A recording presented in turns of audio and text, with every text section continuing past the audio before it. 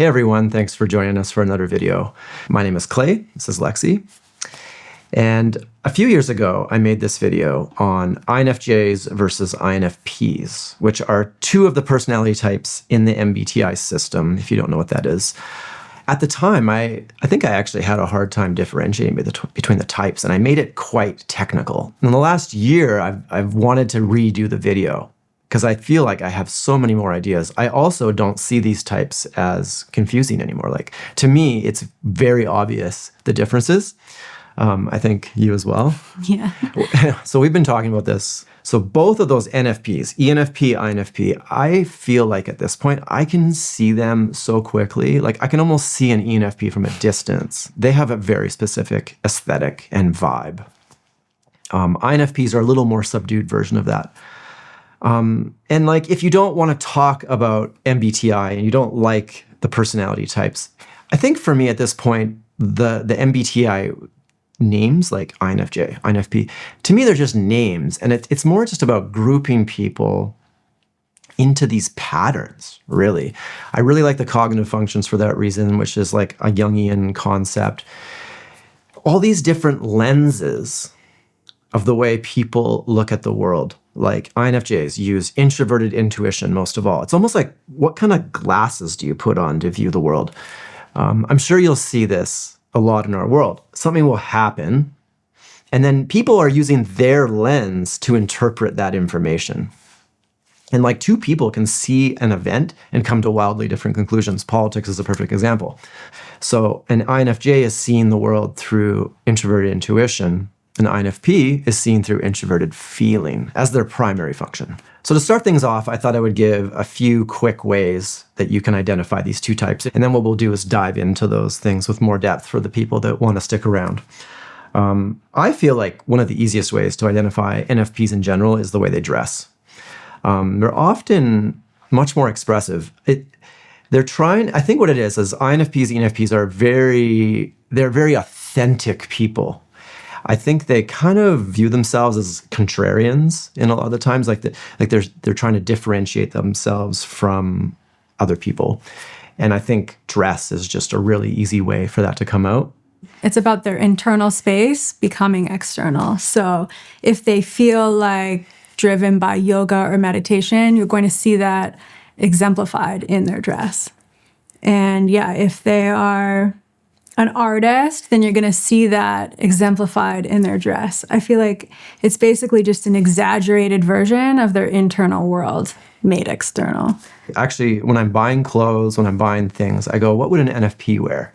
And then I think about myself, like, if I was trying to express my authenticity through clothing, what would I wear? And it's funny, right? Like, because I wear these necklaces or rings, and I do like this stuff, but there's part of me that wants to just disappear and blend in. And I think a lot of my life, that's the way I dressed. Like, I just wear a black shirt. I love black. I just wear all black. And it's like, you're in a crowd, you just want to blend in. And that's sort of how I probably operate a lot of my life. But that's not how an NFP works, right? Like, well, they want to be seen for who they are. And so I think the external version of that is important to them as well. Okay. Yeah, so not to spend too much time, I'm supposed to be going through these quickly.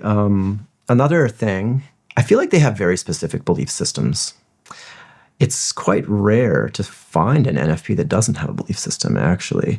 But it's almost never a traditional belief system. Like, you won't find, you won't find an NFP that's like a conservative Christian.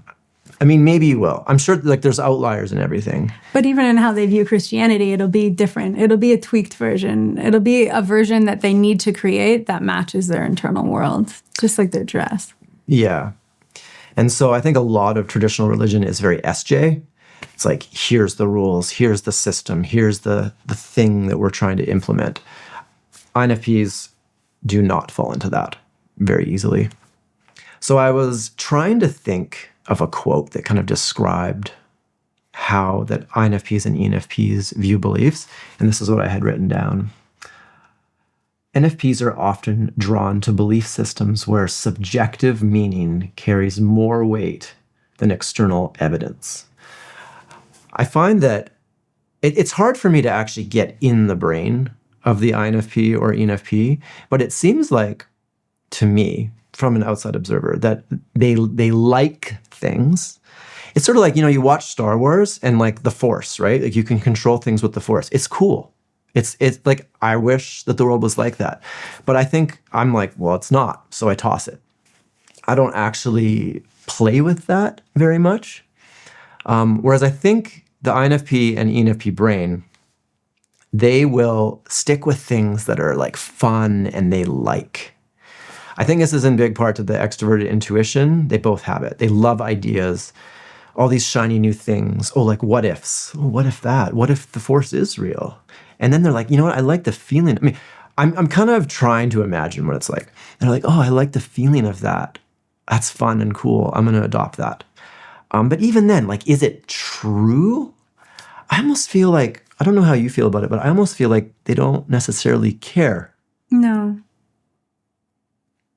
It's like it just needs to be true to them, maybe. It doesn't need to be true in reality. So that's why I think like symbolic meaning, subjective meaning is more important. Like, we have, actually, Lexi has a whole friend group, this whole little group of people. And I think almost all of them are NFPs. One might be an INTJ. Yeah, like there's like a couple peppered in that aren't. But like we were at this party and a couple of them got talking about this feather. So there was a feather in her hat, and there was a very specific reason why that particular feather was in her hat. And then another person chimes in and says that, well, that particular feather actually has this kind of power. And now she's like, oh yeah, nice. Well, it's like the feather was already important to her. She already had her own subjective reason for the feather's importance in her life. And then now there's a new idea here that aligns with the subjective meaning she already has. So it's very easy to adopt. It's like, well, of course that feather has power and is part of the authentic reason why I've chosen it. So I think maybe that's how they pick things. And INFJs also love meaning, right? So I think this is sort of the thing. However, I feel like INFJ's meaning is more placed in the concrete world. Like I'm not often wondering if a feather that I see on the ground has power, or I'm not, like, the whole belief systems around coincidence. Like they like the idea that there's something behind it that caused that. And I just don't know. Like sometimes I think I'm kind of half ruined because of my super religious upbringing, and I've kind of rejected nonsense is how I view it. But of all the INFJs I know, I think INFJs are a little more based in reality. INFPs are more based in, I don't want to call it fantasy, but I would almost equate it to like a childlike wonder rather than more of a realistic thing. I'm trying to make this not sound insulting. So I will say that not all NFPs are like this. I would say 9 out of 10. I'd almost be confident. And a lot of the times they'll try to hide it. And so like when you first meet somebody, they act a certain way, but as soon as they feel comfortable, this is when that comes out. But I do know a couple INFPs that have zero woo-woo beliefs, and they're both men. And so I don't know if I've ever met a female NFP that doesn't have some kind of like customized belief system. Yeah, it does seem to me, because I guess ENFP too. We have a male ENFP, I guess, that also doesn't have a belief system and actually rejects it for the same reason you do, from kind of a staunch religious upbringing. So maybe if you have some like religious trauma, you're less likely to pick up these little belief systems. But it does seem to be that a lot of NFP belief systems are traditionally viewed as feminine things, like astrology or tarot or herbs and all the things that historically have been ways that women kind of relate to each other. So, I wouldn't be surprised if, like back in the day when they used to burn witches, I think they were probably just burning INFPs. Like, is that bad to say? But it is that vibe. It's kind of that. I almost want to call it see, if they kind of lean into it, it's the witchy vibe. But obviously, if they're more of a Christian, they're not gonna. They're probably gonna push that away. But I just feel like if you heard of some people dancing around a fire naked in the woods, they're probably going to be INFPs and ENFPs. Or like the general clientele of a psychic. Yeah. So I'm trying not to go too much in depth here. I'm going to kind of rapid fire a few more things, and then you just give me your thought on what you think. So possibility before reality. Check. Where INFJs are more possibility after private reality testing. I'll go more into the NI versus NE later, but a big part of it is NI for INFJs is very internal. And I think we don't really externalize things until we've thought about it quite a bit. Whereas the NE in an INFP or an ENFP, the NE just, it needs to externalize as part of the process of thinking about it. And I think this one thing possibly causes almost all of the problems between INFJs and INFPs. All right, so next thing I have here is enthusiasm before commitment for an NFP. 100%. So one of the things about the cognitive functions is the top function always directly conflicts with the fourth. And it's sort of this war. One of them is really strong, one of them is really weak. So in a strong person, they'll integrate that. But in a weaker person, they'll just completely neglect the fourth function. In an INFP, that is TE, or extroverted thinking. So that means in a weak INFP, they will pretty much ignore facts, data. And if you bring up facts and data, they will literally hate you for it, especially if it conflicts their values and beliefs. So if they have like some super strong value, some super strong belief, and then you're like, actually the data says that's false, like that's a good way for an INFP just basically to probably just move on. I have a really hard time with that because I'm like, should I be authentic? Or should I, point out the fact that I don't think that's right, what they just said. So next one, imagination before logistics.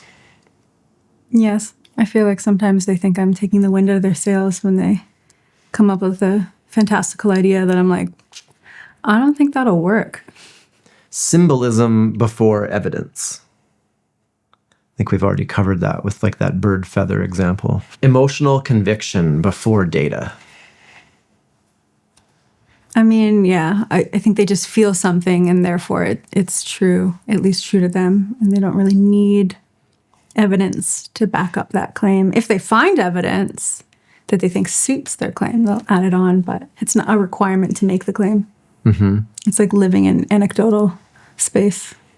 Part of the problem that I have with INFPs is that anecdotal evidence, which sort of makes me wonder, like, is it a personality or is it more of a person who hasn't learned to verify? Like INTJs, INFJs. So INTJs love facts and data. INFJs love logic. And I think an INFJ that's healthy will also adopt a good research habit. Like Lexi is like a really good researcher. I went to school for history and I feel like it was like bred into you to have like 15 sources before you make any kind of claim. So yeah, and that's interesting, right? Because like I did a science degree and you're not allowed to claim things without evidence. Like if you write a paper and make a bunch of claims, like you're getting destroyed. So this is why I kind of wonder, like, how do INFPs do that? But okay, that being said, like we do know a few INFPs that even as they say this stuff, they add a disclaimer like, yeah, I don't necessarily know this is true. So like we have this one INFP friend who has this theory about mushrooms as in psilocybin. Like why does that affect our brains the way it does?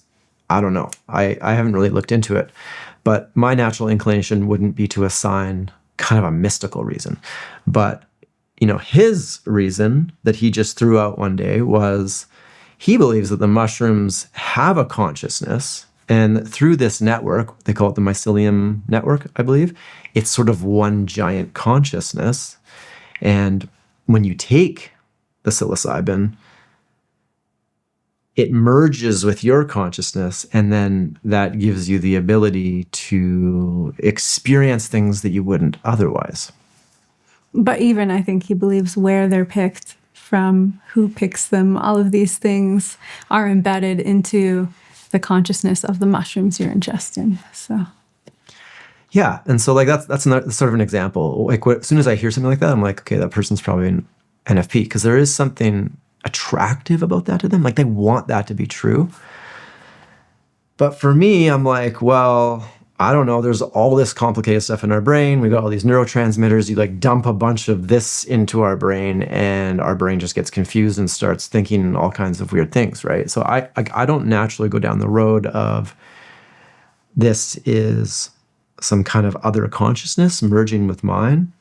And when I hear stuff like that, I immediately start thinking of counter arguments.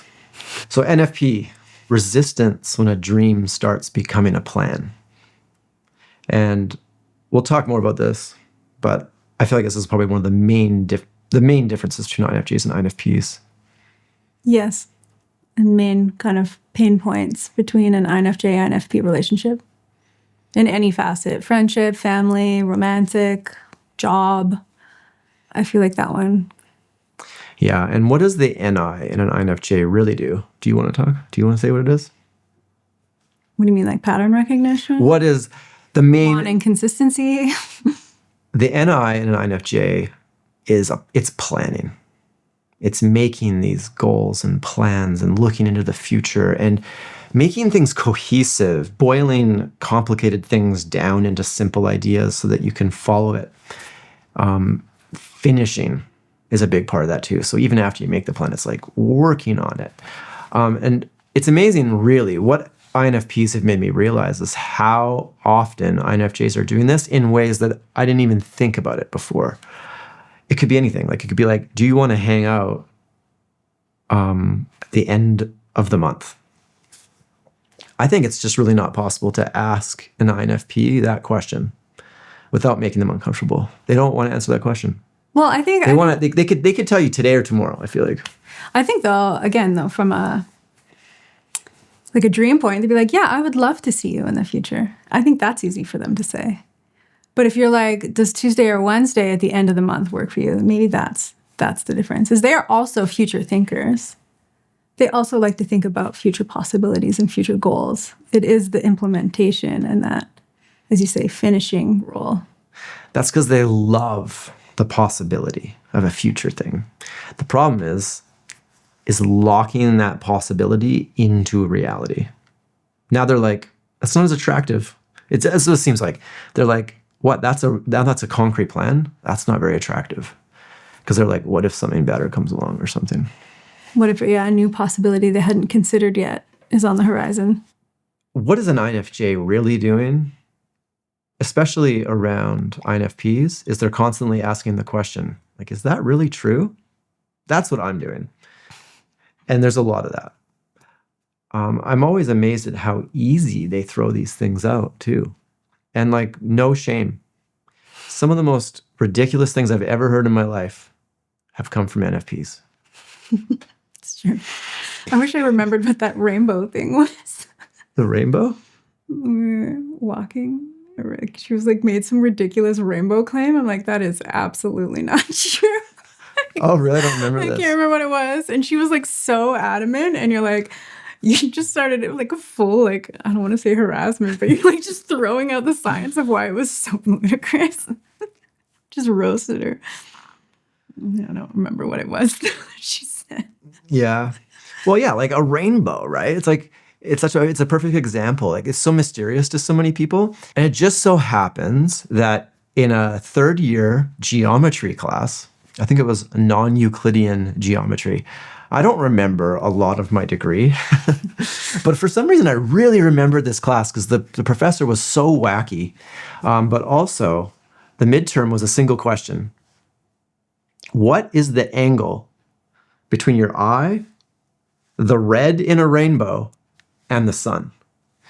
And it involved matrix algebra, calculus, like physics almost, refraction and reflection. It was like 2 pages of calculation to essentially calculate the angle, which I believe was around 33 degrees. That sounds familiar. Yeah. So, fun fact, if you ever see a rainbow, the red will be an exact 33 degree angle between your eye and the sun. The sun will always be behind you, is really what that means. But yeah, she was like, this INFP friend of ours was making some claim about rainbow that you're like, that could only possibly be true if we were standing on top of a mountain. And then you just sort of like throwing the like science of how basically improbable her claim was about rainbows. Yeah, I think it maybe was a rain circle. Was that it? She had seen a rain circle. I can't remember what it was, but whatever it was just actually not possible. Yeah, and the funny thing is, like, a rainbow, the only reason why it's not a circle is because it hits the ground. So that 33-degree angle would go into the ground. So if you were standing on like the edge of a canyon with the sun behind you with the perfect raindrops, technically you could see a full circle. Mm-hmm. Whatever. Okay, so why do people get INFJs and INFPs confused so much?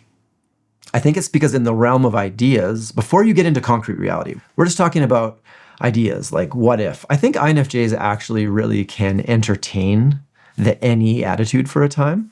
And we kind of get a kick out of it. Like, I love hanging out with ENTPs for that reason. They just like idea machines. They just rapid fire, throwing out all these things.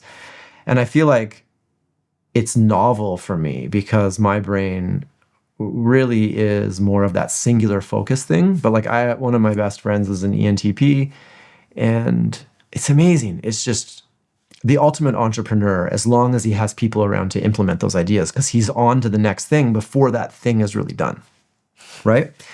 So yeah, I like it. However, the thing that makes me exhausted is when it's only ideas. And it's like, I'm going to be a DJ. I'm going to make $10,000 a month in 3 months. I'm going to actually, you know what? Forget that. Forget that business I've been working on for 3 months. This is the new way that I'm going to make money. And I'm like, whoa, hold up. You've only been working on that idea for 3 months, right? Maybe you kind of need to stick with that a little bit for that to work. But so it's the scattered NE people where it's like they can't commit. That's, I feel like, one of the biggest differences. It's a good and a bad thing. INFJs, so I look at it as like, well, that's scatterbrained.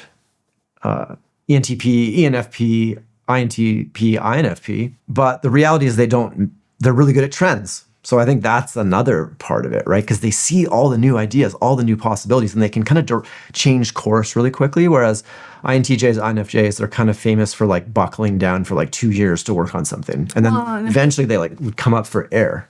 But we're probably more prone to like sunk costs fallacies than they are. Like we're like, oh, well, I've already been churning this goal for 2 years. I can't give up now, even if maybe it's probably time to re-brainstorm and pick a new direction.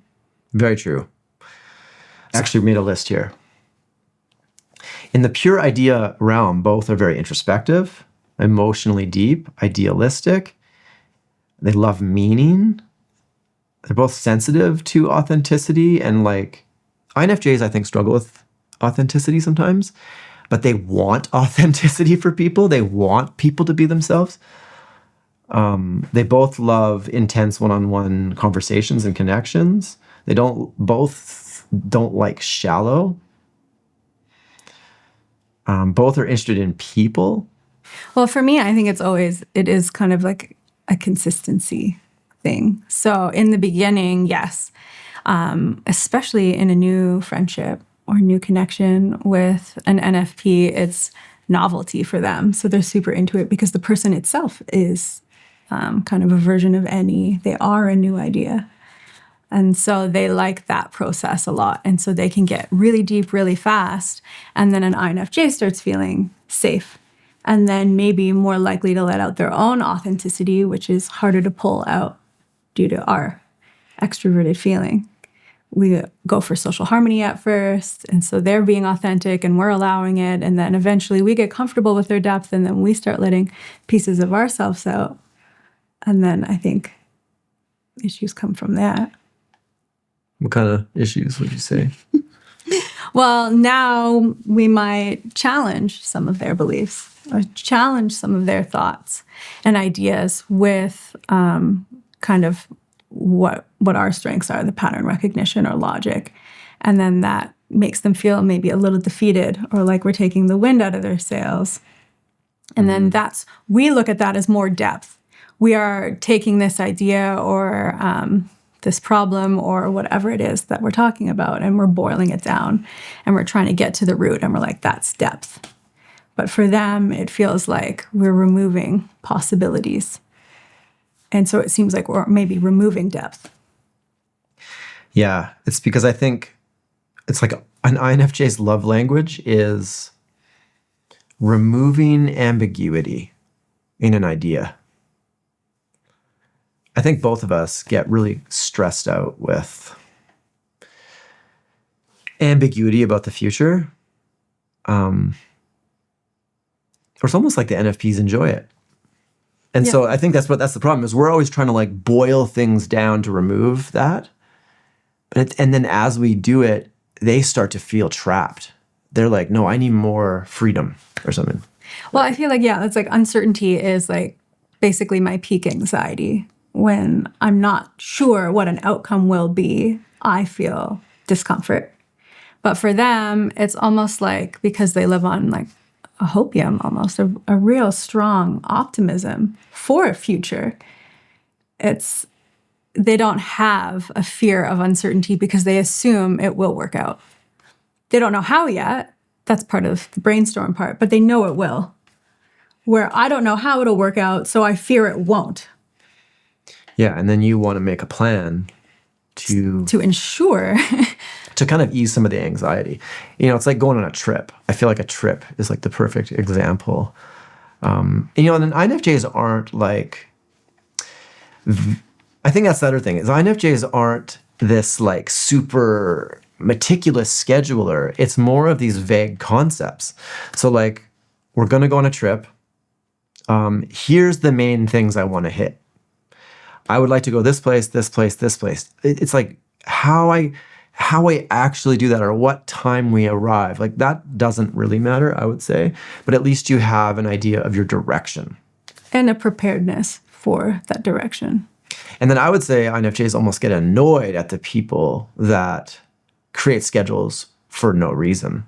Because now you're like, I think this is maybe this is part of the reason why people get confused between INFJs and INFPs. Because the INFJs do like some movement in the schedule, but they have this goal. I think it's just wanting to be prepared for possibilities. So we're going on a trip. It's like, well, I kind of need to know what cities we think we'll go to so I can pack the right clothing. And it doesn't mean that we need to get to Milan at 2 p.m. on a Tuesday, where someone who is hyper in control will be like that. It's like, I just need to know that we might go to Milan so I can be appropriately dressed for the weather when we get there. And like NFPs, I think SFPs actually are even more like this because they're more adventurous. Yeah, it's to me, it's like very chaotic. They almost enjoy just this wild adventure. But like, I remember this one time, I literally left for a camping trip. It was a solo camping trip because I needed to go all the way to Montana to pick something up. And I was going to camp along the way. It was going to be really fun. I forgot all of my clothing and all of my sleeping stuff. I literally just left those bags behind. And I realized after driving for about 7 hours, I have no clothing. I have no like toothbrush, like all of my personal things, nothing. And it was really stressful. And then I spent the rest of the drive trying to figure out what's the minimum amount of things I can buy to like make this work. But it's funny, like in the end, it worked out. It was an interesting. Well, yeah, and then there's an NFP experiment. So you felt severe anxiety because of the uncertainty of the outcome, because now you lost all your preparedness. But an NFP looks at that as a positive. now you can think of a new way to make this trip still happen. And they're optimistic it'll work out. And in their defense, it did. Yeah. So I think we're going to go into more things here, but I think a lot of the problems between INFJs and INFPs come down to this difference. We just took a break and I opened my phone and my friend who's an ENFJ, as we're talking about this, sends me a meme that says, me accepting the award for imagining the most worst case scenarios that hurt my own feelings. All the time. Synchronicity. If I was an NFP, maybe I'd think there was something to that. I feel like I like the idea of like serendipity is like a fun thought. I think it's cute and I like it. And I like thinking that our brain looks for those patterns. Do I think the universe is trying to tell me something? Probably not, but I think it's cool. So I wanted to make two main quotes. I wanted to make a quote to describe both personalities. So this was my INFJ quote. I'm always looking for the hidden pattern beneath what people say, what they do, and where it's all going. I feel like that quote really describes what I'm doing most of the time, which is pattern matching. And I'm often looking for these hidden meanings, and I'm trying to figure out what does that mean, and then where are we going as a result? Yeah, I mean, it's almost like you're searching for a path, really, a path forward. So it's like you're lost in the forest. Okay, well, where's the pattern for a path? Oh, there's some broken sticks. Maybe that's a path. Oh, there's a little chinook. Well, maybe that's marking a path. Like you're looking for the signs and the patterns to find the way forward, the best way forward. Mm-hmm. And people are patterns too. That's probably a big reason why I even do this channel. Is like I'm trying to decode people all the time. So as a secondary quote for the INFJ, I liked this. I can forgive a mistake, but what I can't ignore is a pattern.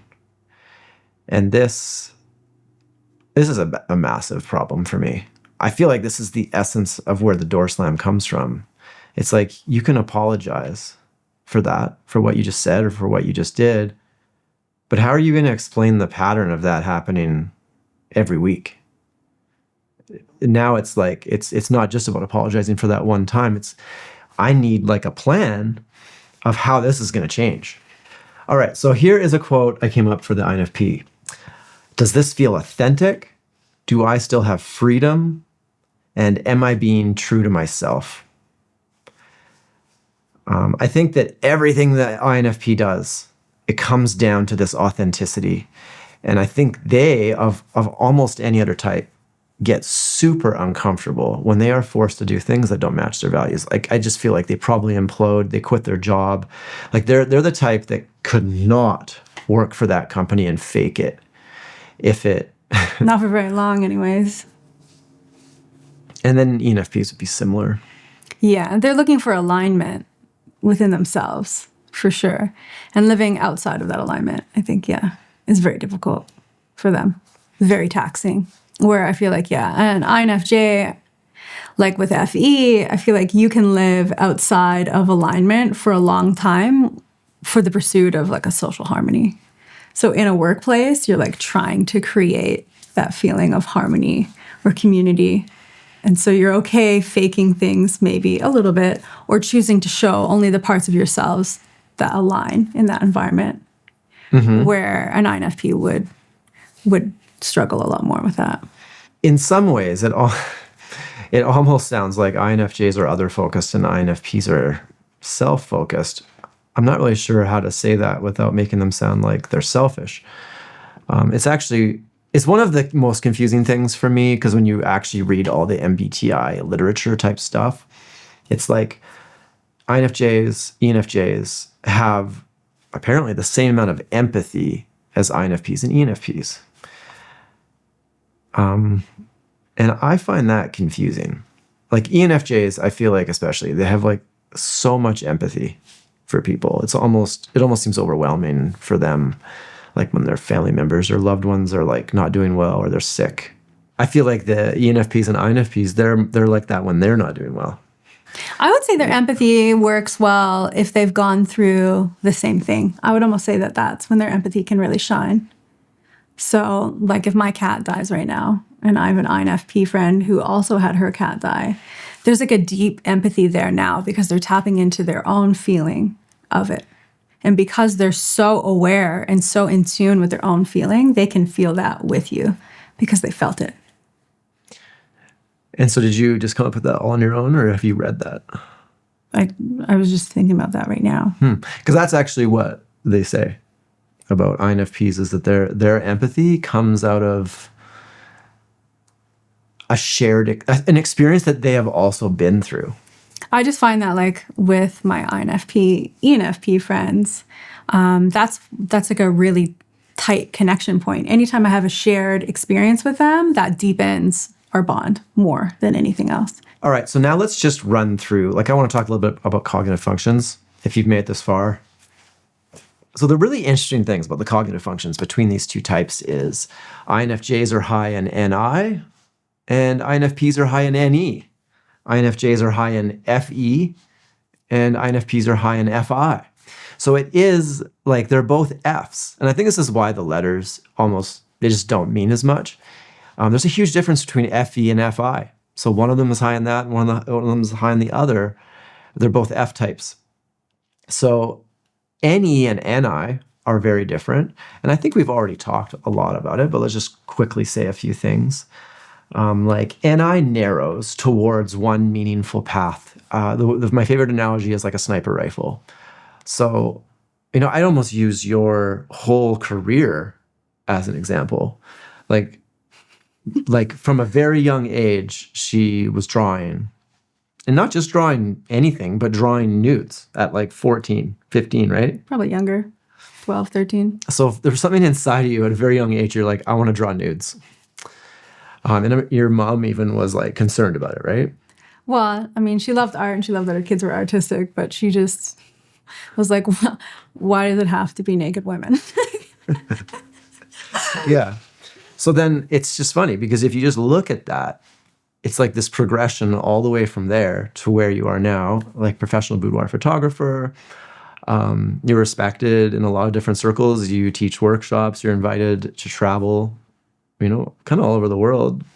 And you have this very specific kind of niche topic that you specialize in. Even within that, you have a very specific, which would be like kind of the art of self-portraits, right? I would say that whole thing, that's very NI. Yeah, so NE, on the other hand, is very open. It's instead of a sniper rifle, it's more like the automatic Uzi. It's like just like can spray bullets in all directions, which has its own use, right? Like you can think really fast. And actually, I've wondered if in the age of AI, the NE people will do really well. Because NI, we can buckle down and do the work and just spend as much time as needed. Like I can program, like I traditionally have been a programmer, but also I've done a lot of art as well. But like when I'm working on these online businesses that I build, like I got no problem just working 12 hours a day, 14 hours a day, and I just plow through it until it's done. In fact, I feel very uncomfortable until it's done. Whereas the NE people, they'll start to get bored and that feels tedious, right? But in the age of AI, I've wondered you've got all these different AI agents that people are using. You can kind of think of your idea, create a master plan, organize the thing, and then maybe implement with agents, almost like employees. So I've wondered if the NE people are really going to thrive. Well, and especially in any kind of fast-paced society, because if technology is moving so rapidly that our NI doesn't even have time to fully implement, then we're kind of hooped. But with NE, if they can implement at the same rate that technology is moving forward, even if their old idea is outdated, they're already on to the next one. Yeah. And it is, it's probably a weakness of NI. It's sometimes it's like the sunk cost fallacy. It's like, yeah, you've been working on that your whole life. But it's one of my favorite investors, his favorite quote is, you got to keep your tap dancing shoes on. And it's his main investing thesis. Yesterday, this was your favorite play, your favorite company that you're investing in. But something happened today that changed that thesis. Tap dancing shoes. I feel like that guy is an INFJ, and it's probably why he has that quote, because it's difficult for us to be like, no, actually, I got to switch directions, and I got to leave that idea behind. Yeah, that's really hard for me. I think when I've like locked in and I feel like I've done my research and I've collected my information and like, I have my own internal feelings about basically the pattern that's become apparent to me. And then somebody comes along and was like, man, here's some bunch of new stuff that completely contradicts everything that you've been doing and working on and thinking. I have to step back and think about it. I can't like on the fly be like, oh yeah, that's a great idea. I'm like, what? And I have to sit with it. Yeah, like even me just coming up. So, I mean, it's actually a little, it's funny AI, right? Because it's making certain things very easy. I was a programmer, and now the AI programs at 100 times the speed of me. It almost makes me feel irrelevant sometimes, but I'm still, yeah, it's just weird, right? And then like with you, I would say like you're one of the most talented users of Photoshop that I've ever seen. And now the AI is doing a lot of this stuff. That's crazy. But I remember like even before the AI, like I also did a lot of Photoshop and stuff like that. And the funny thing about Photoshop, if you've ever used it, is it's so deep and technical. There's multiple ways to do everything. So like I have this very specific way that I get to this result. And then I remember like if I tried to like share that with you, you're like, like I think you're like, no, I don't need that. I've already got a way and it works, and I'm just doing it.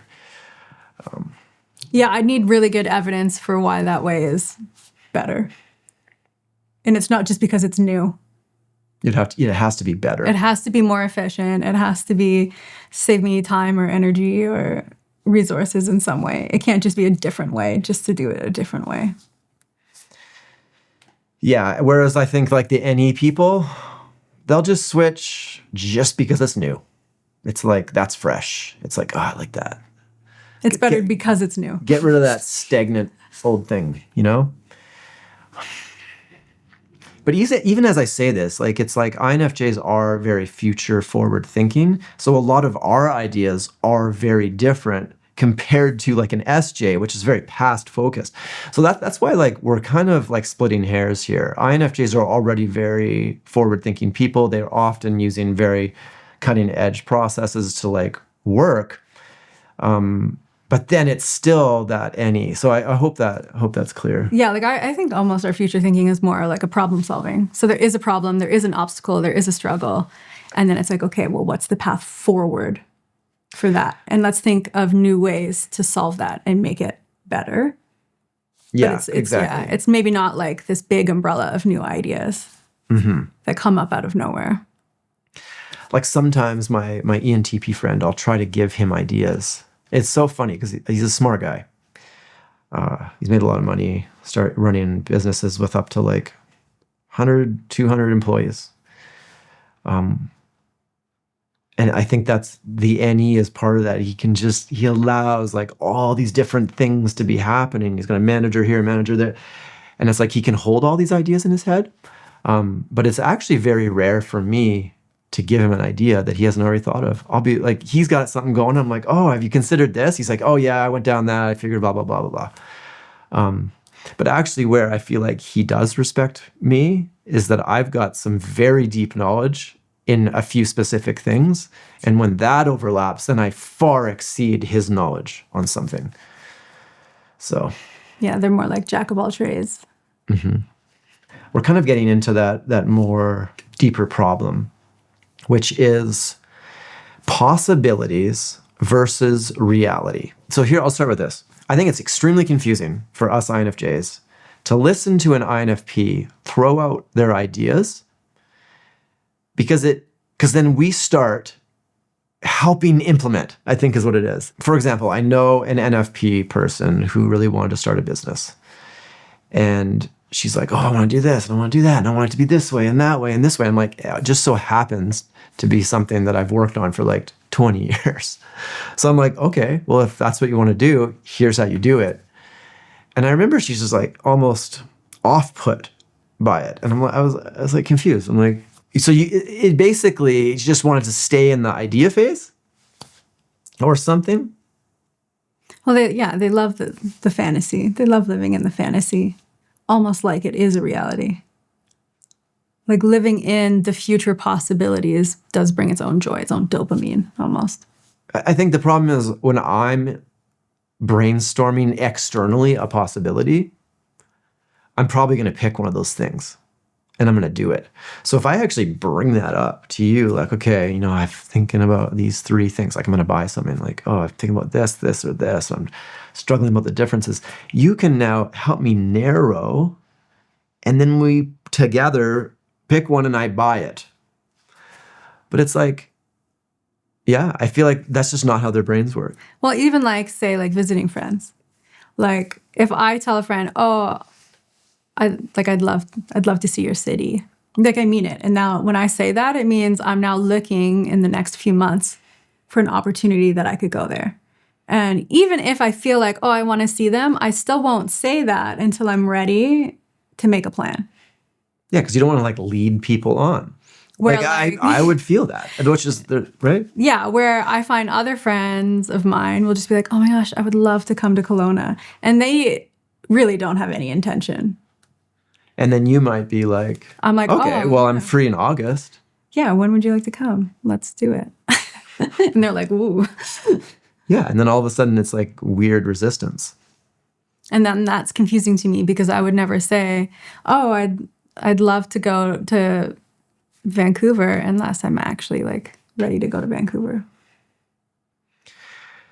Yeah, and I think one of the other famous problems with the NE people is that they kind of lose interest in you. So it is sort of one sort of problem I've noticed. It's like, wow, I got like a new really good friend. We're like talking all the time. We're hanging out. It seems really good. And then all of a sudden, boom, they don't respond to you for 2 months. There's like a pain associated with that or something. It's like, does this person hate me? Like, but I think for them, it's like, it's not a stop, it's a pause. So it's like they're playing a movie and then they pause the movie and then they can go back and watch the movie from that same place later. Where you're like, we stopped the movie. When is it going to play again? And then eventually it's like, you got to start over. Mm-hmm. Because you've lost the plot, but it's like almost like they don't seem to. So it was actually a YouTube video that I had watched between a couple different people, Denzel, who's an ENFJ, I believe, and Heidi, ENFP. And they had on that video this analogy with a plant versus a painting and how like the NFPs view relationships versus how NFJs view relationships. For us, a relationship is a plant and you have to maintain it. You have to water it. You have to put it in the sun. But you also have to pay attention to it because, oh, well, it's not looking healthy. Maybe it needs some different kind of attention. Oh, it's getting too much water. It's getting too much, whatever. A relationship to us is a very dynamic thing. And that sounds completely normal to me to say. Of course it is. And when I watched that video, actually we both watched it because we were both so confused that they see it more like a painting. You paint the picture and now you can leave that thing for 6 months because it doesn't need maintenance. Or you maintain it when you're going back to painting. Yeah, like you paint half of it, come back in a year, I'm going to finish this painting, right? The painting remains the same in between. You don't hear from them for a while. They're like a family member. You're like, I guess this person just doesn't care anymore. And yet when you talk to them, they're like, yeah, we're like best friends, right? So yeah, the whole possibilities versus reality, I think there's a number of ways this can come up. So relationships is only one way, but like starting a business, like I feel like if an INFJ and an INFP started a business, it would not last long, right? Like I just don't think it would work. Without a team, maybe. Because the INFJ would be making plans all the time. They'd be working towards stuff. And then the INFP would be off doing something else. All of a sudden they're like, actually, I'm going to work on this now. Oh, I'm going to take 2 months off. I've really tried to understand what's going on in an INFP. So there is this one YouTuber who's an INFP that I've been watching some of his videos, and like he did talk about this, and it was, I guess, I mean, I'm listening to this video. Maybe I should try to clip it in if I can find it. But it was like INFPs feel a lot of guilt, apparently, for losing touch with people. So they do lose touch with people and they know it's happening. It's just that they have some kind of avoidance or something. It's almost like, it's like me and bookkeeping or me and admin work. I'm like, oh, I'll open that mail later. And then I'm like, okay, well, it's been 3 months. I should open it. And then I'm like, whoops, it's been 8 months, right? That happens all the time to me. I just hate doing that so much that I push it away. So, but then that's weird to be, what, you hate the relationship. It doesn't make sense to me. But it does sound like they almost go through the same thing where they feel... It's because the maintenance feels inauthentic. So they want to reach out when they happened to think of you, right? It's like back to that kind of serendipity, synchronicity thing. It's like, oh, I saw this car that drove by and it reminded me of your car, and then I was thinking of you, and now I'm going to reach out and connect because of that. But to maintain a relationship just to maintain it, I think that feels inauthentic. And so this is exactly what I have read as well. And it's such a hard concept for me to wrap my head around, is that authenticity matters so much that it even matters as to like communication and when you will communicate. It's so funny because I've been thinking about this video for a while, and so there's this INFP that I know, and she had responded to one of my Instagram stories, and then we kind of had this interesting conversation back and forth a couple times. And she was like, wow, I just really loved this conversation. It felt so authentic. It was funny that it basically, she was just expressing it how she felt. Like our conversation was so much better because it arose naturally over a certain, it's almost like the wind decided it. It's almost what it starts to feel like to me. It's like, oh, well, we're both just leaves in a river, and we happen to find the same rapid. We're together for a minute. Oh, and look, we split for a bit. But then we went off this waterfall and we found each other again. It almost seems to be, I just invented that right now. Whereas the NFJs are like, no, that's my person. I'm putting the effort in. But again, I don't want to say I feel like INFP men are better, but I almost feel like society kind of beats a lot of the NFP mannerisms out of men, whereas women can kind of lean into it. It's the same thing actually with INTJ women, is that sometimes those are some of the hardest people to type because they might appear more empathetic, more... and I also find the thing that INTJ women do that's very confusing is they've got the child FI, so it's the third thing is FI, just like an INFP's got the top FI. An INTJ has got FI in their third spot. And so the woo-woo, as I call it, will come out a little bit. And you'll be like, whoa, was that some woo-woo out of an INTJ? Happens with women, especially if they're hanging out with INFPs. Like, let's say an INTJ does a lot of yoga, and they're used to this language that INFPs use in those types of environments. All of a sudden, it seems like they'll start adopting a little bit of that. It's like their child FI likes it. It's sort of like... It's playful and it's fun and yeah. Yeah. And this overly rational person all of a sudden throws out this little woo-woo thing, and you're like, what was that? Are you an INFP? One of the most hilarious things is that sometimes I have a hard time deciding if a woman is an INTJ or an INFP. I don't go between INFP and INFJ. I'm often between INTJ and INFP. Because, yeah. For women. For women. It never happens with men. No, if anything, maybe you could mistake a male INTJ for a male INFJ. They both have the NI, but it's like a male INFJ might suppress their FE because it's not masculine in society.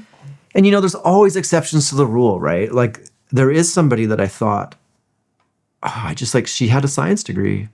I think those are the NFPs that are actually doing quite well, is the ones that have embraced rationality.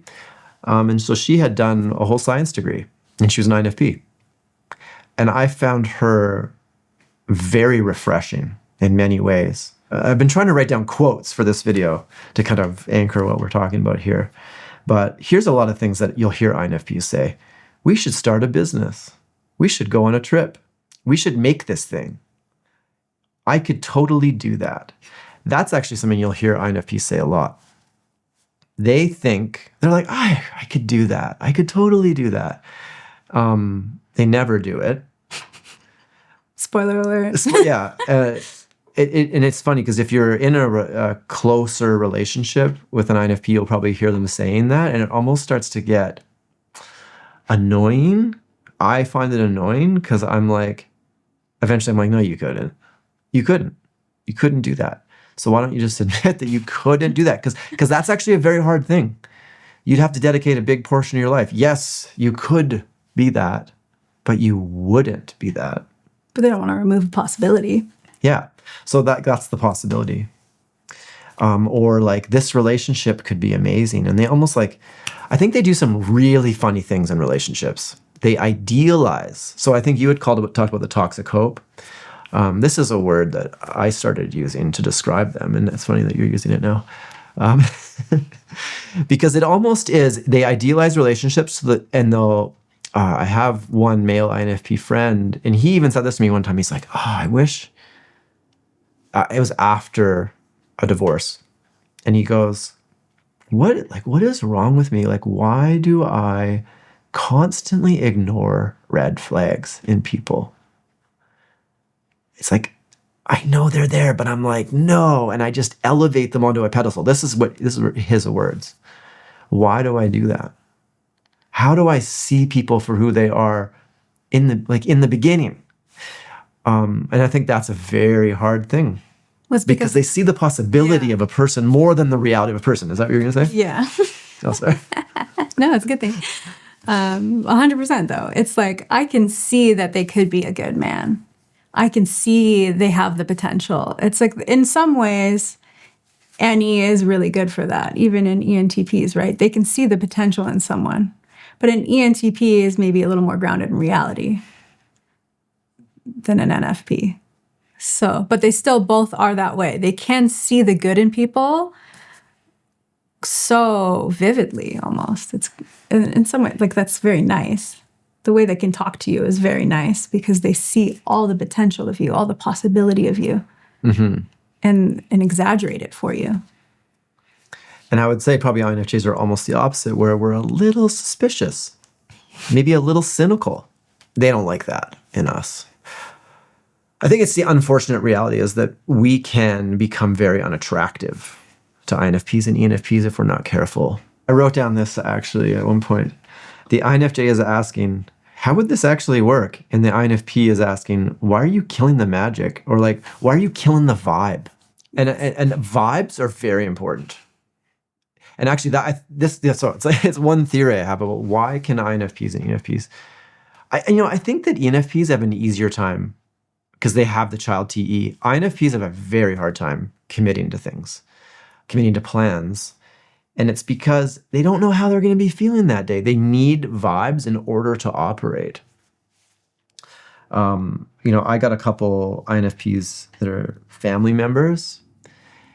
And it's something that I've just grown up with and sort of become used to. But it's I find it so frustrating because I'm a busy person these days, and my kids and my business and our relationship, and we're trying to have some semblance of friendships with people. And then all of a sudden I'll get a call from this certain family member and it's come over for dinner tonight. And I'm I need more notice. And then this is sort of the big problem with NFPs is they thrive on that spontaneity. Their calendars are open. So now tonight's open.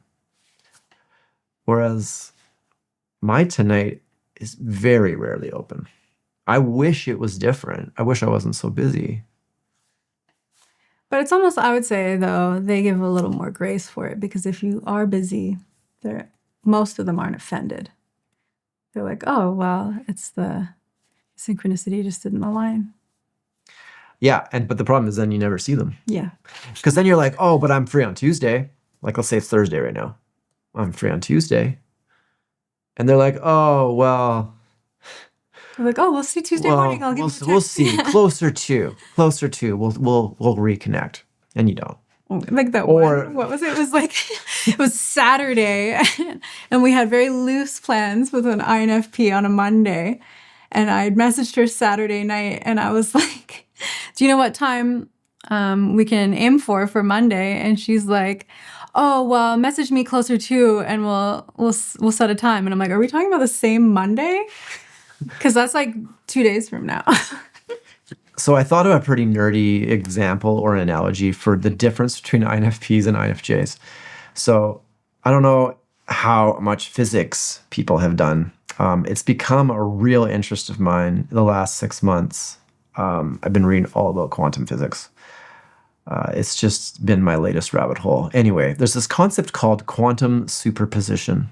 It's that you take something like an electron. Where is the electron? The thing about quantum mechanics is you don't know where it is.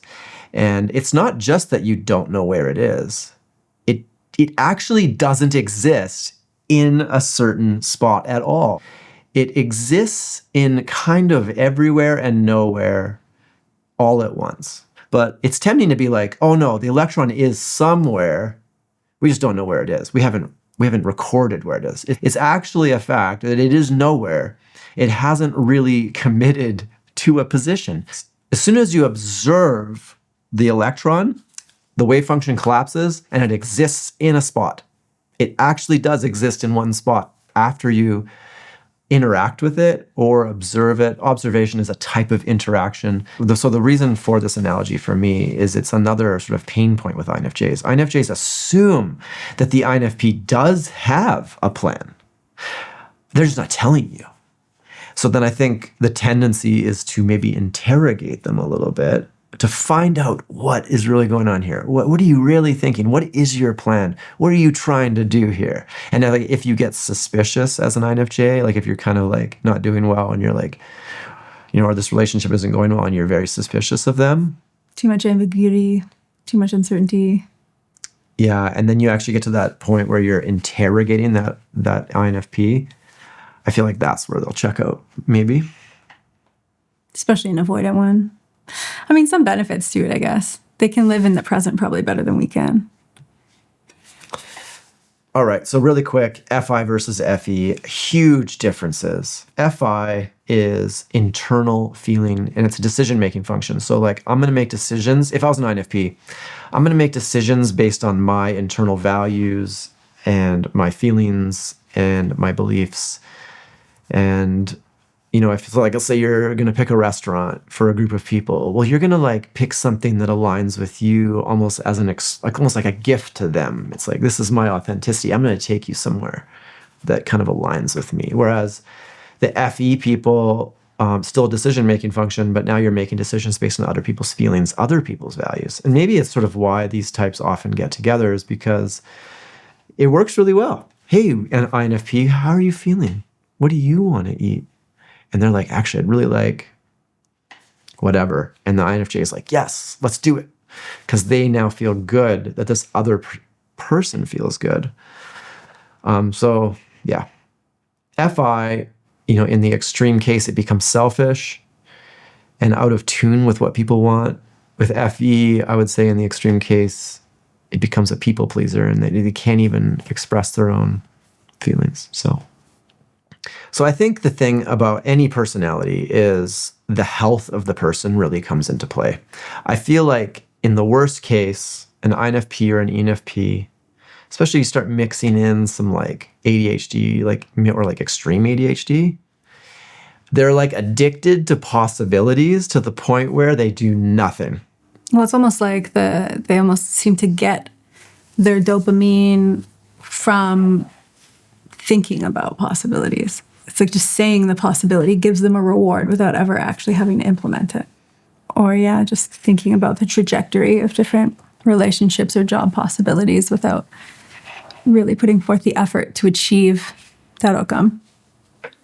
So I talked earlier a little bit about the inferior TE in an INFP, but I didn't really talk about the INFJ's TI. So the TI is the introverted thinking, and it's in the third spot, whereas the INFP, there's a sitting in the fourth, the TE. That's why it's their inferior. So when something's in the third spot, one of the words for it is the child position. It's almost like a childlike implementation of that function. And it almost supports the first two functions. So the INFJ has TI, introverted thinking, which you could almost just call logic. So INFJs are almost have like a childlike logic behind them. It's sort of why they're often like noticing contradictions a lot. This doesn't make sense. Yeah, it's almost similar to how little kids do it. They're like, oh, why does that person get to do this, but I don't? And then it's like, then you got to think for a second. It's kind of just the way society does it, is kind of the answer to a lot of those childlike logic questions if you've had kids. And then they're like, well, why does society do it that way? And eventually you kind of just get to the point where you're like, it's kind of just the way it is. I think INFJs can get into trouble with their child TI because we can point out bullshit. It's like a little bullshit detector. Don't you think? Yeah. What? Nothing. I think, yeah, it's just reminds me of my mom with a little kid where she just tries to explain things, and then just ends with, because I said so, that's why. Yeah. So like, right? What is an INFJ's TI saying? I wrote down a few things. Does this make sense? Is this internally consistent? What evidence supports this? What pattern have I seen before that matches this particular pattern that I'm seeing? What would disprove sort of my read on this? I think to INFPs, all of that kind of stuff feels critical and harsh. So I think that's why if you bring out the TI too much with the INFPs, they're probably not going to like it. Raining on their parade. I know, which I find is just, it's so hard. So this is the hardest thing for me, because like, what do you do? Like we were hanging out with a particular ENFP friend once, and there's like infinite examples, but like one was all of a sudden she's talking about womb energy, and you got to be careful, about what sort of gets close to your womb, right? Because some energy transfer can happen, and then maybe that's going to affect your uterus, and that's going to affect your future kids and children. It was like all this femininity, and it was like all these implications from essentially having sex with the wrong person. I think really, to me, what they're doing is they have a problem with false cause fallacies. I think if I come along and I'm like, do you have any evidence that there's womb energy? And then now they have to go into their TE to defend it. They get really grouchy, is what I've noticed. So my mom and sister are INFPs, and I've just grown up with this. Like, yeah, I don't know what to do about it. It's actually the biggest problem. To me, it's like, shut up. I have to shut up. But there is no way for me to check some of this stuff. Like, what do you do? Well, I think, when it's unimportant, I just kind of let them do it. It's like they can enjoy their little fairy tale when it's a principle that doesn't really impact me or my relationship with them. Like whether or not they want to protect their womb energy doesn't really impact me. So I can allow that. And, I think for me, a lot of the times, the root of whatever the ridiculous belief is still has merit. So being choosy about who you let into your life intimately, that's probably a good thing that we can all abide by, right? That's true. But the reasons why they choose it maybe are the ludicrous things. So it's almost like Grimm's fairy tales. It's like a really weird way to describe a situation for a child to stay safe. I think where the problem happens, though, is when you're doing something. I feel like I have an example, but I don't know if I should talk about it. But you're doing something that maybe crosses their values. Yeah, that can be hard. I feel like, yeah, I had some things, I guess, come up with planning our wedding, actually. Because I think for us, the actual wedding itself wasn't really a big deal. Because we weren't really so steeped in the tradition of it. and the value of a lot of things that just aren't important to us. And so, I don't know, am I allowed to say this? I actually proposed to Clay. Like, we were already talking about it. So, like, it wasn't like a big deal or a surprise or anything really. But so afterwards, I'm looking at, oh, do I want an engagement ring or not? And what could I do about that? And I don't really want to spend a lot of money on it because it's not something I value. And I had offered to buy you an engagement ring. It was a funny situation just because because men are always supposed to buy the engagement ring, right? But she bought me one. But anyways, I had an NFP friend where the ring means a lot to her. So that's an internal value for her. That's a show of affection or love from her partner. And so that's a very high value item. And to her, I am like degrading myself basically by not having a high value ring. And like that's a big conflict now between us because our values don't align. Where she's using the like essentially the expense of the ring as a symbol for how much love there is. And a person that values another person that amount will spend. Whereas that is not how you work. No, I'm thinking about it like, that is... Well, that's a lot of money to spend on something that I already know that I won't wear very often, especially if it's worth a lot of money. And a new ring doesn't have any meaning to me, really. So I'd have to create a meaning with it. And it's like, well, I don't need an expensive object for that. So it just doesn't align for me that way. But it caused, a few tough decisions. But it's also an example of something, though, that she's not going to back down on. No. Because, and this is sort of one of my main complaints with NFPs, is it's fine as long as your values are the same and you can get along. But if your values are different than NFPs, like what do you do? But like, either you have to fake it because they're not going to change. They're not going to be tolerant. So yeah, and then it sort of brings... Something more you want to say about that? Yeah, I was going to say, I think, yes, we can be critical of their woo-woo ideas sometimes because we're trying to bring it to reality. But I think that's how they can be critical, is when you're doing something that's not in alignment with their internal value system, they become very critical and judgmental of how you're living. Yeah, and so I think I have a theory that like some of the most like, I don't really know what you want to call them, but they're like the very critical, like social justice warrior type people. Like kind of the immovable people with their values, but also there's an element of irrationality to it. So it's not like, I'm not trying to say that activists are INFPs, because I would say INFJs are often activists. I think what I'm trying to say is there's a massive difference between the INFP activist and the INFJ activist. The INFP, like I just feel like there's no negotiation. And I think that's sort of my main frustration with it is once they're set on something, I don't know if there's no negotiation. Compromise. And I think the worst case scenario is when they've decided that you are something or your actions represent something now inside of their values. And then it's like you're a like it's almost like you become a monster to them.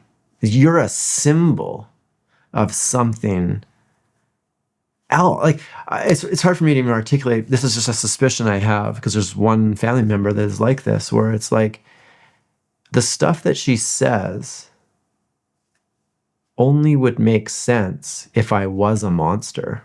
I don't know if I can talk about this or not, but it really is one of it is the most challenging INFP in my life. The things that she says only make sense if I was a monster. And I'm like, well, I'm not a monster. And it's almost like I'm talking, There's another INFP that also was doing this to me recently where I'm talking about something and it's like she's not listening and she kept putting me into this other camp with all these beliefs and opinions. And I'm like, that's not me. Like that's not what I'm saying. And then I try to say it again, say it more clear this time. And it's like, oh, she just pushed me over there again because it's like she has an enemy and that's her enemy. And I almost get the feeling like she wants me to be the enemy because then that justifies something.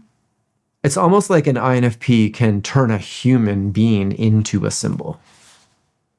A symbol of meaning. You become a symbol of meaning. And it's not even you anymore. This is a very abstract thought, but... Well, you could put it more into reality, like the Cybertruck, I feel like is one that we've talked about, where I think for a lot of kind of FI left-leaning people, the Cybertruck itself is a symbol of the alt-right.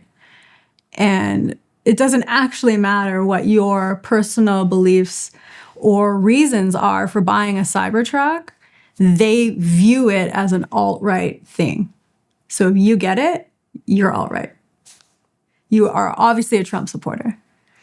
Yeah, which is funny because I think a lot of people that buy Cybertruck. So we were talking about the Cybertruck recently because I was, again, this is like a childlike TI thing. It's probably a good example of a child TI. There's all these people that hate the Cybertruck, but I'm like, why do they hate the Cybertruck so much? But they're like fine with a Model Y. Like they're fine with one Tesla, but not another Tesla. Why is the Cybertruck the thing that gets all of the political tension and hate piled on Getting it? egged and And you know, I'm like a bit of a technologist. So like I kind of look at things, I don't look at things politically like that. So like to me, it's very confusing. But I also look at things in terms of technology. So I'm like, they're like, oh, the truck is so ugly, it's all square.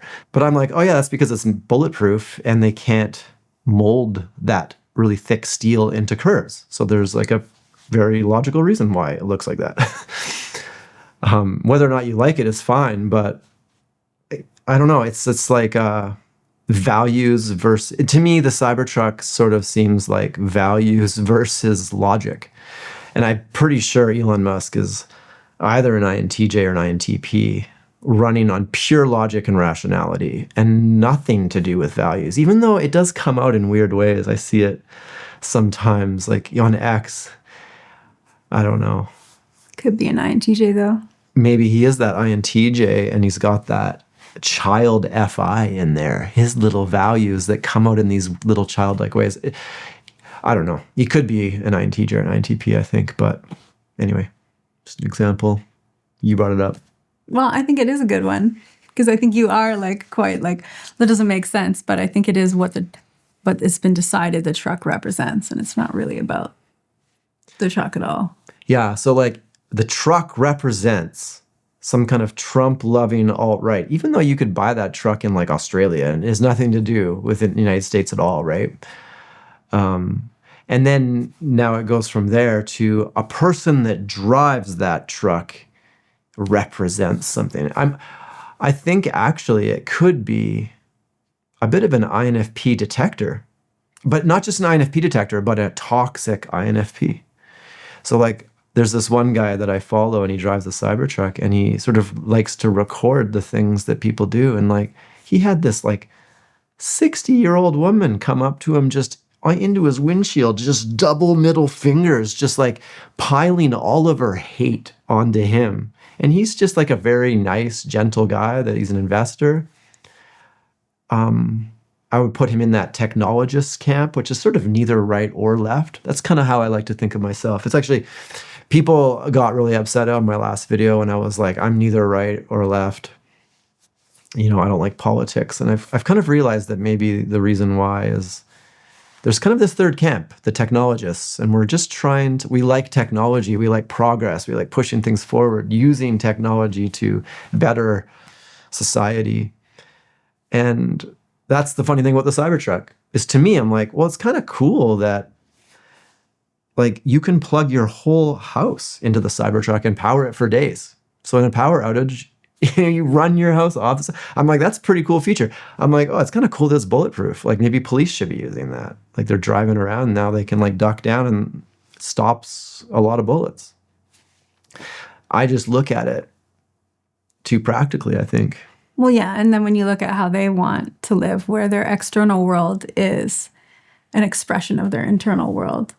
So the aesthetics are very important. And aesthetically, it's a weird-looking truck. The meaning, the deeper symbolism, very important. And so is Elon Musk their symbol? Probably not. So it's like all of these other reasons why they would pick something that aren't a factor for you. I realize this video is getting long, but I want to touch on truth really quick. It's actually one big difference I've noticed between INFJs and INFPs is that when an INFJ claims truth, it's usually a logical statement or some kind of database statement, data-based. INFP truth is something entirely different. I don't even know what it is. It's almost like truth is something that is, it's like if they feel it, if it's inside of them, it's truth. And maybe this isn't really INFPs. It could be all FI. It just so happens that INFPs, ISFPs have dominant FI. But like, for example, I know somebody that I suspect is an ESFP, also high in FI. And it's funny, he was doing something that was really, really crossing my boundaries. We had had multiple discussions about something that I was not okay with. I don't want this behavior to continue. You need to stop doing it. And he did it again. And I brought it up. I'm like, I think I just said it straight out this time. I'm like, you are crossing my boundaries. And his exact answer to that was, if you're speaking truth, it can never cross boundaries. And it just so happens that he was speaking his religious truth at me. He's kind of made it his mission to religiously judge me continually and try to get me back to Christianity. I mean, his goal is to save you, at least. Yeah, his goal is to save me. And so he is very, I see it as aggressive. He's approaching me at my vehicle and stuff like this. There's a few examples that are just like, that is aggression. Do you realize that? Do you realize you're being aggressive? You're crossing my boundaries. And it's like, no, I'm not, because I'm just speaking truth. And it's like, I think I might have actually said to him the last time before, I was like, you don't know the definition of truth. That's not truth. That's a theory. You have an opinion. You have a theory at best. I wouldn't even call it a theory because gravity is a theory. I wouldn't even call gravity a truth. Gravity is a theory. So yeah, it's a bit of a contentious thing for me. Anybody with FI, I feel like, is sometimes a little confused about what truth is. Well, it's true to them. It's kind of like, if you're in an argument and you're in your feels, right? It's like feelings become facts in that moment. It's hard to access rationale when you're in an elevated state. Everybody, you don't even need FI for that. That's true for everybody. But it's almost like maybe they live a little bit in that state all the time. I think, though, for me, one of the most confusing things is when somebody says that it's true for me. I'm like, so truth is subjective? But the definition of truth is objective. That's why the word truth exists. It's an objective thing. It's an objective statement. That's true. To say that it's subjectively true almost means the opposite of truth. So that's why, to me, saying something's true for me, well, then that's an opinion. That's a theory. That's a preference. I like this. That doesn't mean it's true. But if you can't access that objectivity, that's not how you view things. Yeah, and so that's why it kind of goes back to my question: Is there a deficiency here? It's an inability to understand rationality, and then we call it FI. Privately, between you and me, and the internet. it's a possible direction that I'm going, and I don't know what other people think. I've actually had private conversations with people in the MBTI community about this, because there's this general belief, right, that all the personalities are equal. But I'm starting to wonder, I'm seeing patterns of toxicity. And maybe we need to stop like patting someone on the back that it's valid. I think that INFJs are not perfect, and there's lots of things we need to work on. But I think it would also be smart to acknowledge that I think that inferior TE is there's something dangerous about that. I think it's actually causing massive problems in our society. That exact thing. Facts don't matter. Data doesn't matter. All that matters is how you feel. Well, and like overarching like identity-based decisions, I feel like is the main plague right now of society. Making decisions based on identity only and not really on its own merit. I think the other thing though is that I'm fine with somebody making identity-based decisions as long as they recognize its identity and it's not truth. Oh, I'm making my decisions based on the truth. That's the problem for me. Yeah, I don't know. I think the best one is always the my body, my choice, because both sides of the political spectrum have said it. And so both of them view it as a truth, but only when it applies to their identity. Mm-hmm. So I think and then you'll probably get in big trouble for that, for saying that. Sorry, guys. This is the problem. Yeah, my body, my choice, right? It was like, that was like the left invented that. And then we get into COVID and the right side is now claiming my body, my choice. Don't give me a vaccine or let me choose the vaccine. And the left's like, no, we're going to force the vaccine. But then it's kind of funny because the ones that are anti-vaccine are often the ones that are also anti-choice. So it's like they don't truly believe in my body, my choice either. So that's why I think it's an identity-based truth and not really an actual truth that either side actually truly believes. Might have to cut that part out. Oh. I don't know. I'm sorry. It's just such a great example of an identity-based truth.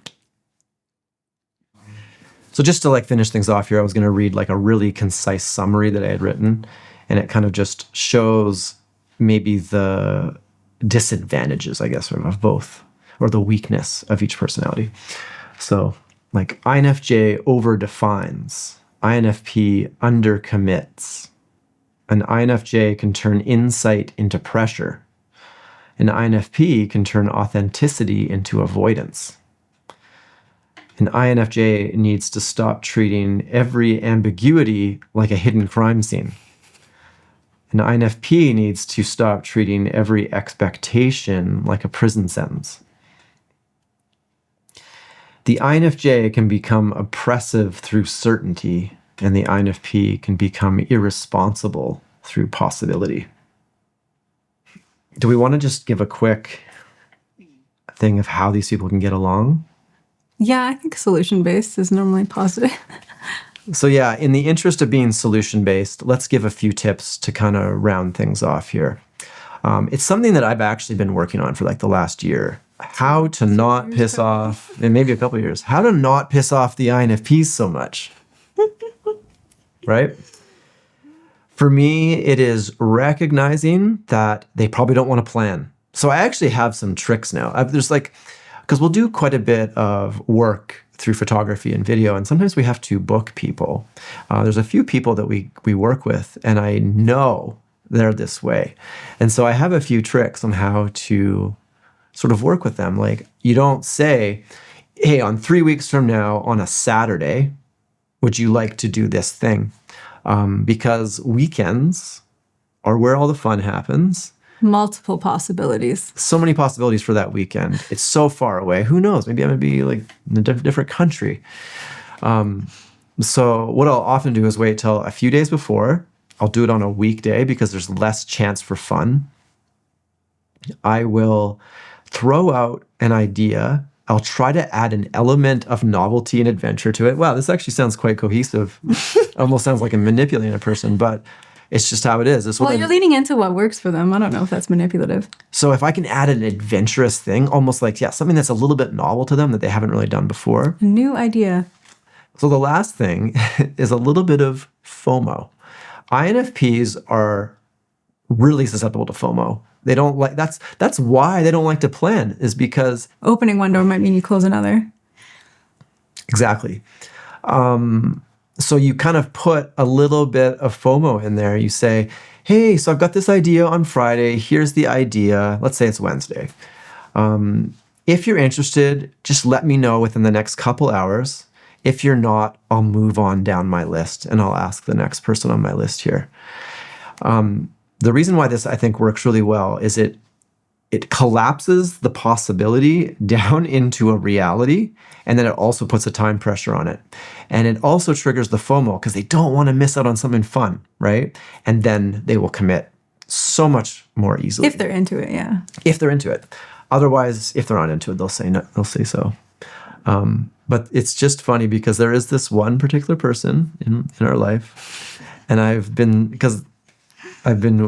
almost developing a system on how to properly format these requests, and using that, I am getting so much better results. And now I've started applying it to other NFPs as well. Because really they want to just keep that possibility open, and that will just go on forever. But you can't be super, like, you don't want to be that person that gets upset at them for this. That's a no-go. Anything to add on that? No, that's perfect. It does work. If you are an INFP that's trying to figure out how to help this situation, allow your NFJ, your ENFJ, INFJ, or other personalities enjoy a little bit of planning. Allow them to plan some things sometimes. If you're throwing out problems and they try to start problem solving, like, understand that's them. It's like a love language. Yeah, it's a love language. It's like, oh, you have a problem. Well, let me help you with that. And they're like, oh, but I was just throwing out possibilities. I think you have to understand that when you throw out ideas, they will immediately start bringing that into the concrete world and try to help you implement. And to actually, I think one of the worst things is to criticize an INFJ for being too realistic, too logical, a buzzkill. Like one INFP in my family, she's just like, oh, well, you're just a logical INFJ, she said to me one time. And it was condescending. I think, too, maybe a lot of this comes more into attachment styles as well. I think INFPs have a slight tendency to be more avoidant, and INFJs maybe have a slight tendency towards anxious attachment.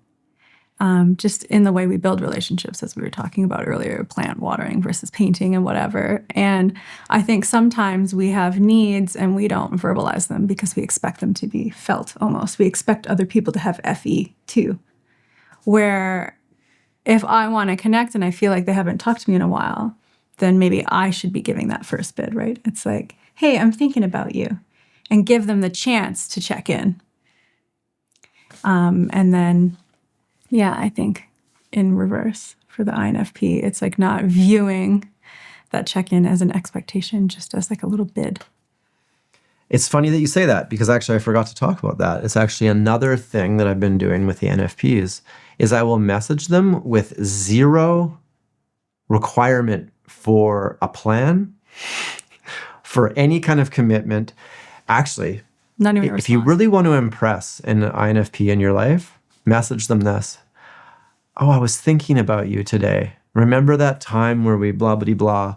I just was thinking about that and how fun that was. Hope you're doing well. You don't even ask them how they're doing, because even just that question, how are you doing? It implies some kind of work that they now have to do something. It's so funny because like the best thing you can do is just, it's the exact thing that I dislike. I don't like hope you're doing well. And I'm like, well, I'm not, right? Or something. I would rather have somebody say, how are you doing? And it gives me an opportunity to respond, not for them. They like it. Hope you're doing well, because the hope means something. It's actually You know what they love even more? the positive thinking thing is so. This is another thing that. Sorry, I don't mean to cut you off. But like your INFP, he will think about you, but really positive. He'll be like, "Oh, I was thinking about you in such a positive way," but then he doesn't even tell you. Until it like comes up later in the conversation I instigated. Yeah. And I was going to say they also love to hear it if you dream about them. They love that because that goes into their woo-woo. So if you're like, oh my God, I had a funny dream. We were like riding horses by the stream. They're like obsessed. That's the best way. Well, because it almost like implies that your subconscious appreciates them and likes them and thinks about them. Or the universe is putting those thoughts in. And so like there's some greater connection to why you're talking right now. So yeah. If you're dreaming about them, let them know. With all the things I know about INFPs right now, and ENFPs, I can think of so many ways to be manipulative. I'm not a manipulative person, so I wouldn't do it. I feel like, though, maybe in the end, it's like if you just assume the best in everybody and let them prove you wrong, maybe that's a nicer way to live than assuming everybody has it out for you and not allowing them to show you different. So, I don't know. Hopium is always bad. I think hope is okay, but hopium. That's too much. Okay. Wow. Anyway, I feel like that went on really long, but hopefully it was useful. Any closing thoughts? I don't know. I just hope it doesn't come across too negative. I actually do. I've always had a special place in my heart for NFPs, and I think they do have a lot of traits that are really positive in my life and very helpful to me in different ways. So this isn't like a rag on NFP session because... Do you want to say, like, what's the most helpful thing? I do think it is that sparkle, which comes from the NE, like the ideas. I always like people with NE. I think that's really fun. And I think their ability to lean into their authenticity at all costs is something that I find really admirable and I wish I had more of. I think at times I can let my FE take over too much and I suppress too much of myself. And I have a really hard time kind of pulling that FI out. And so I think I can really respect that in them. I don't know. Life is a balance, and I think it is good to have people out there, to remind you to be true to yourself. And they'll always support you in being true to yourself. I think I love that too. It's like my business can be really hard because it is kind of a taboo industry, and taking intimate portraits comes with a lot of societal problems. And I think every NFP in my life supports me in that, and they always compliment me on walking my own path. I wonder if that's why you have so many NFPs that are around. They're attracted to whatever that is. They're attracted that you're kind of doing this thing. You don't listen to the societal pressures. I think they have a place for sure in my life, and they always will. Unless you meet an INFP that has a very strong value that nudity is a really bad, damaging thing, then those are the ones that will fight you tooth and nail. Yeah. Which does happen. It does happen. All right. Well, hope you got something out of that. Leave a comment if you made it this far. I feel like this is going to take a while to edit this one. Not looking forward to that, actually. But have a great day, and see you soon.